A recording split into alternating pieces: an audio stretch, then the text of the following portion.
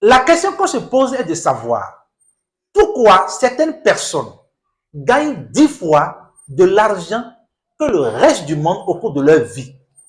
Sont-elles intelligentes plus que les autres? Absolument pas.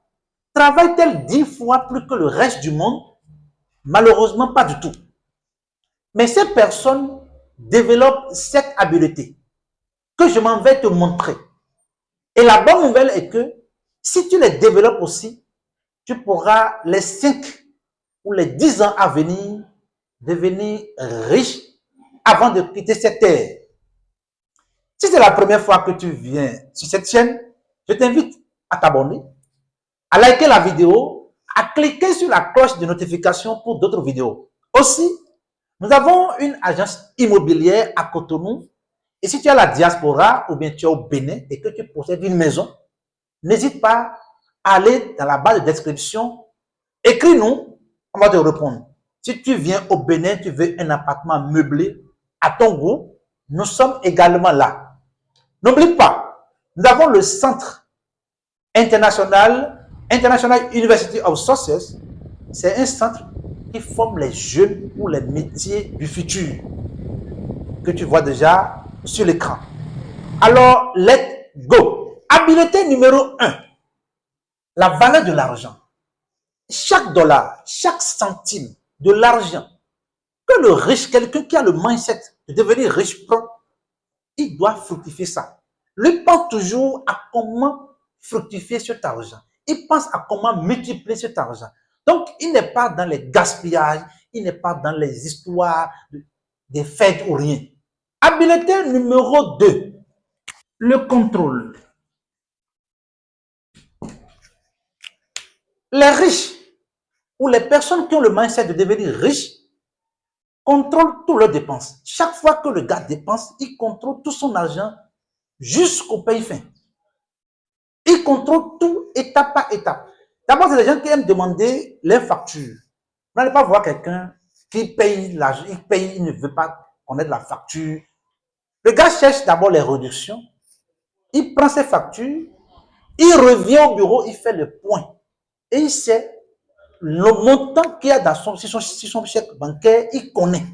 C'est ça la viabilité que tu dois commencer par développer aussi si tu veux vraiment devenir riche les 5 ou les 10 ans à venir. Habileté numéro 3.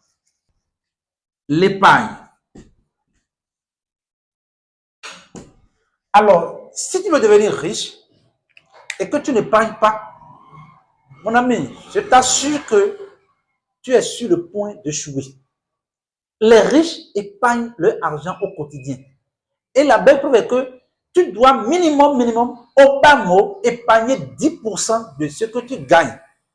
Tu es d'accord avec moi que même si tu es salarié, tu peux faire ça, hein? Un salarié, tu dois épargner 10% minimum de ce que tu gagnes chaque fin du mois. Si tu es un salarié, ou tu économises ça sur ce que tu gagnes si tu es un entrepreneur ou je sais quoi. Mais il faut développer vraiment ces habiletés au cours de ta vie. Habileté numéro 4. L'investissement. Investissement. Maintenant, quand tu épargnes et que tu n'investis pas, non seulement tu te fais du mal, mais tu fais du bien à la banque.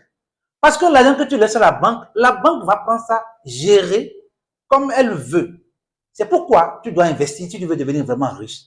Et quand on dit investir, il faut investir intelligemment. Investir intelligemment ton argent. Et tu sais que ça va te rapporter, même si tu dors. Donc, les riches investissent leur argent et en dormant, l'argent rentre dans leur compte.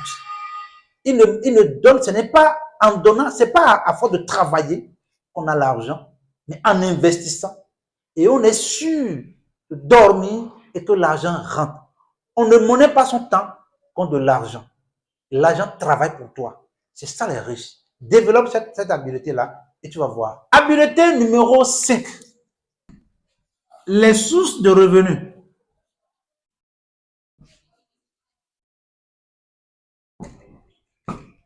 Si tu investis ton argent, c'est quand même pour avoir d'autres sources de revenus. Et c'est ce que les riches font. Les riches n'investissent pas pour ne pas gagner de l'argent.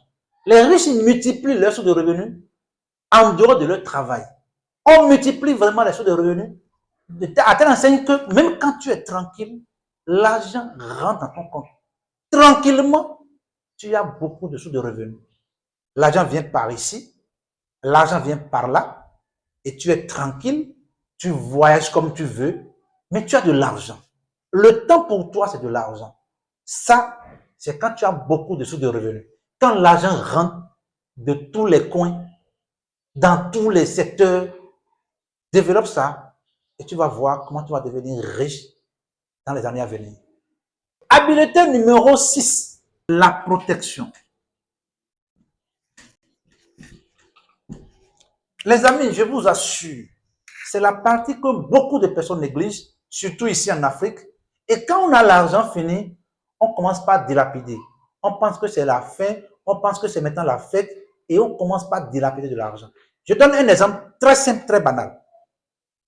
Supposez que tu as un champ de maïs et que tu mets le maïs sur la terre. Quelques jours après, bien quelques semaines après, le maïs pousse. Quand ça pousse, tu commences par chasser les oiseaux qui vont venir créer les rats, tout ça là. Parce que tous ceux-là là, veulent maintenant venir manger dans ton champ. Quand le maïs grandit, tu as le maïs, il y a encore d'autres oiseaux qui vont venir encore picoter. Ils vont vouloir enlever tout ce que tu as fait. C'est ça. L'argent, la richesse se comporte aussi de la même manière. Quand tu commences par avoir de l'argent, tu dois commencer par la protéger. Commence par protéger ta richesse en faisant quoi? D'abord, tu n'es plus la personne qui va dilapider l'argent comme tu veux, donner comme tu veux, comment tu veux. Non. Tu dois commencer par assurer tes biens, assurer tes enfants, assurer tes patrimoines. C'est une mesure de vraiment prendre protection de ton argent, de sa richesse. La famille va venir. Tu n'es plus là à distribuer comme tu veux. Tu n'es plus dans les complaisances. Ça là, beaucoup de personnes manquent ça ici.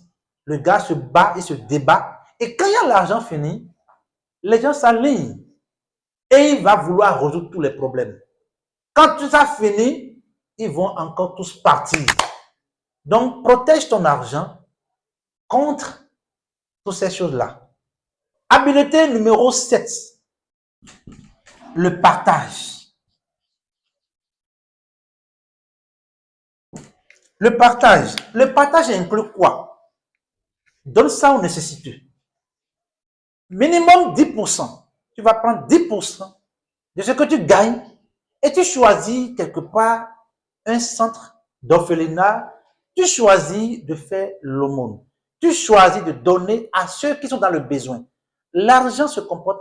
Le côté spirituel de la fortune, c'est comme ça. Le côté spirituel de la fortune, quand tu donnes 100 francs, tu donnes 100 francs.